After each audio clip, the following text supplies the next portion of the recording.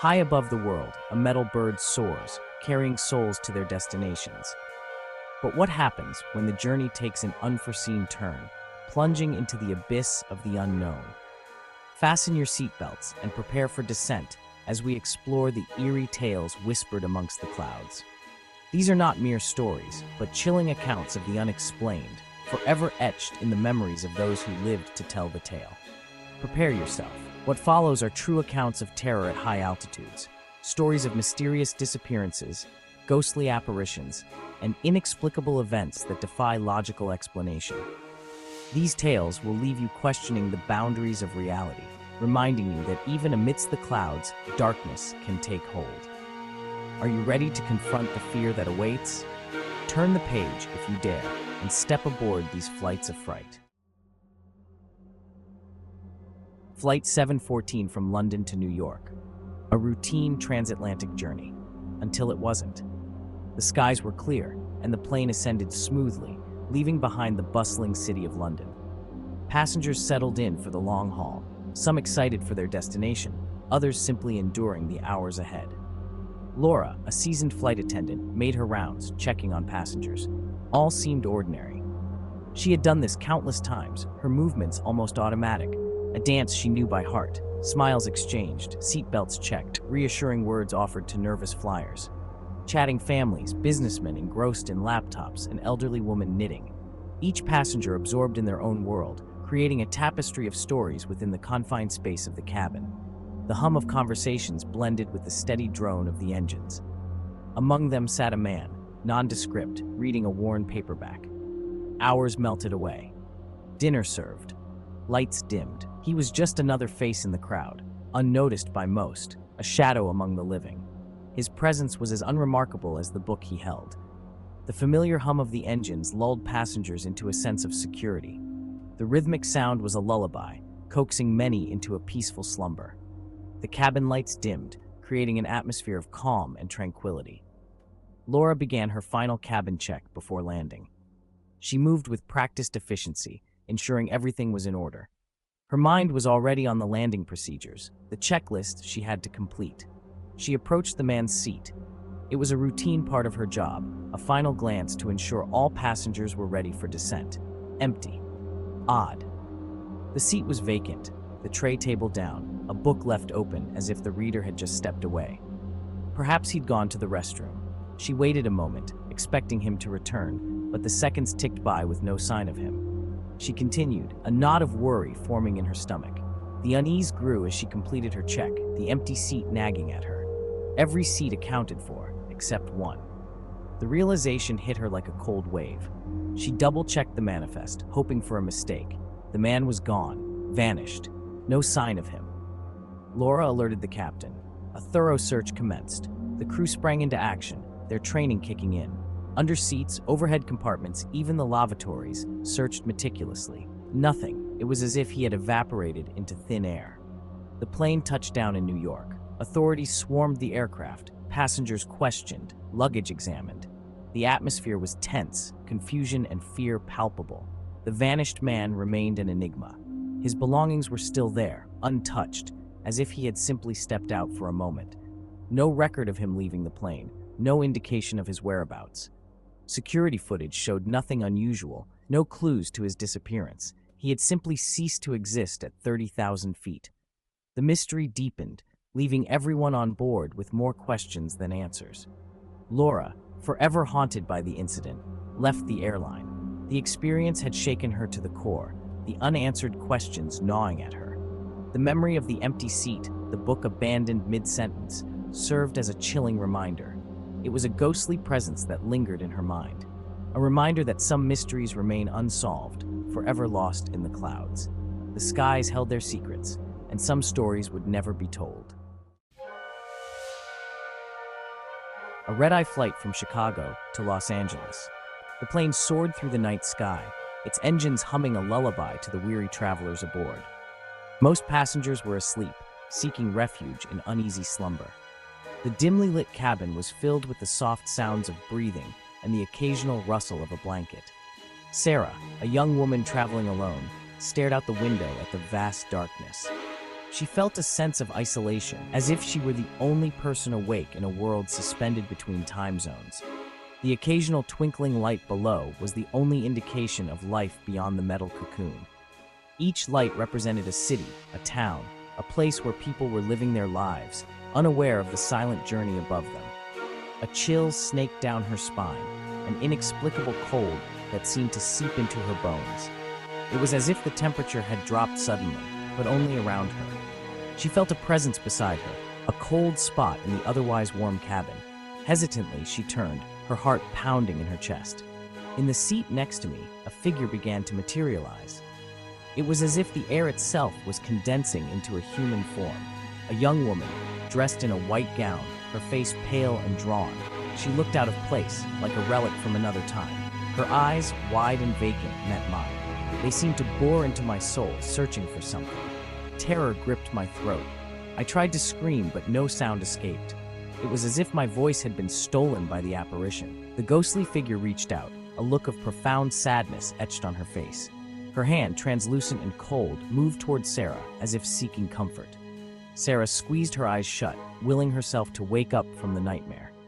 She hoped that when she opened them, the figure would be gone. When she finally opened her eyes, the apparition was gone. The seat beside her was empty, as if nothing had happened. Had it been a dream? A hallucination brought on by exhaustion? Sarah's mind raced with questions, each one more unsettling than the last.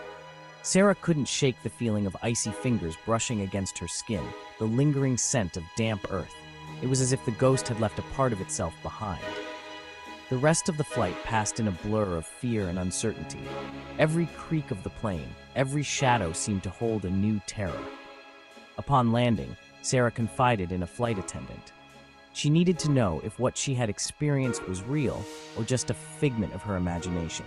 That seat, it's always been cold.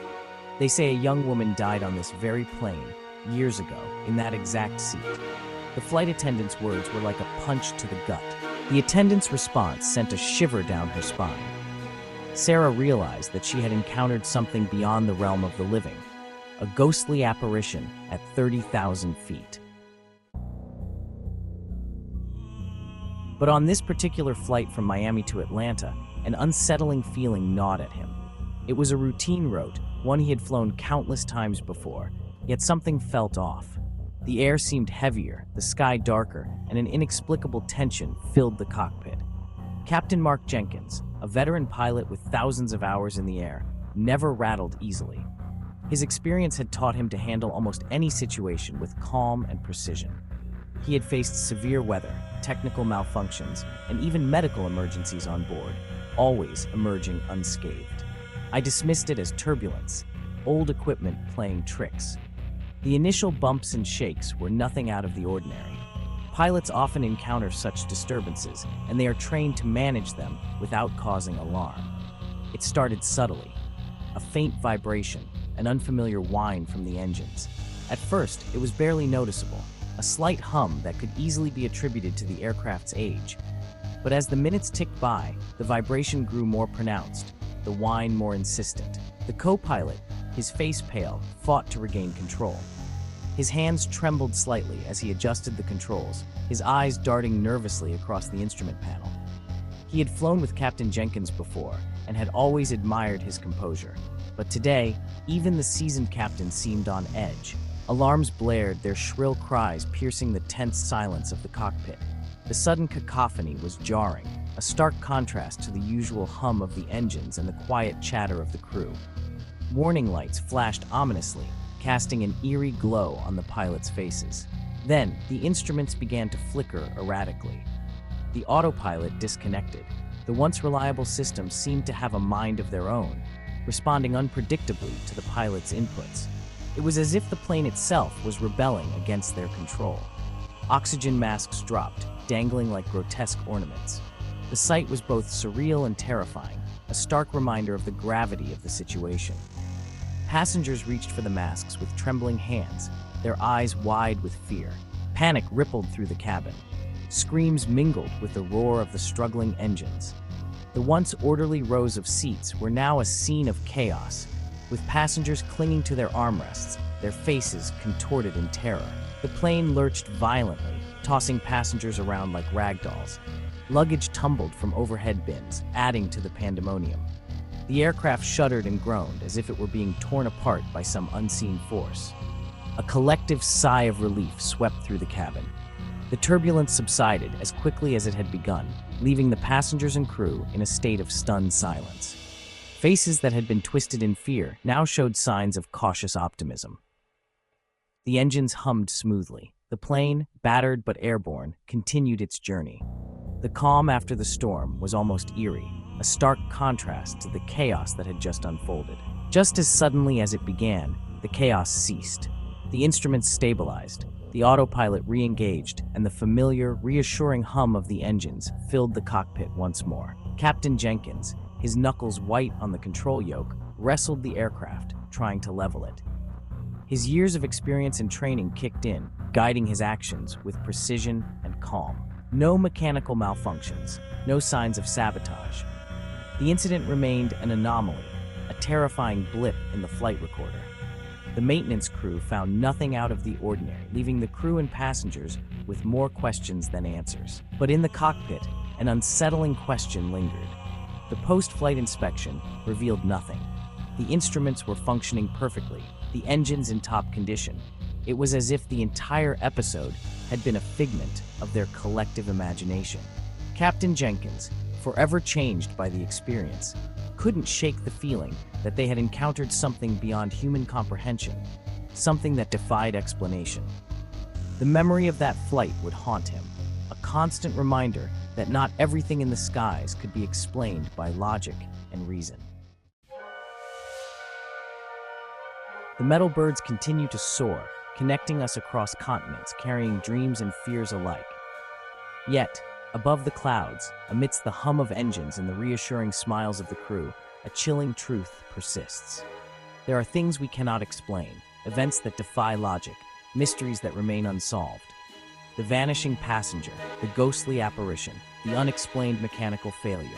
These tales serve as chilling reminders that the sky, for all its vastness, holds secrets we may never unravel. As we disembark and return to the familiarity of solid ground, we carry with us a flicker of unease, a newfound respect for the mysteries that lie beyond our grasp.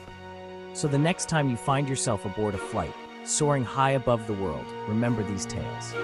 Remember that even in the most technologically advanced aircraft, surrounded by hundreds of souls, you are not alone. And some things, like the whispers in the clouds, are best left undisturbed. Thank you for watching Beyond the Stars. Until next time.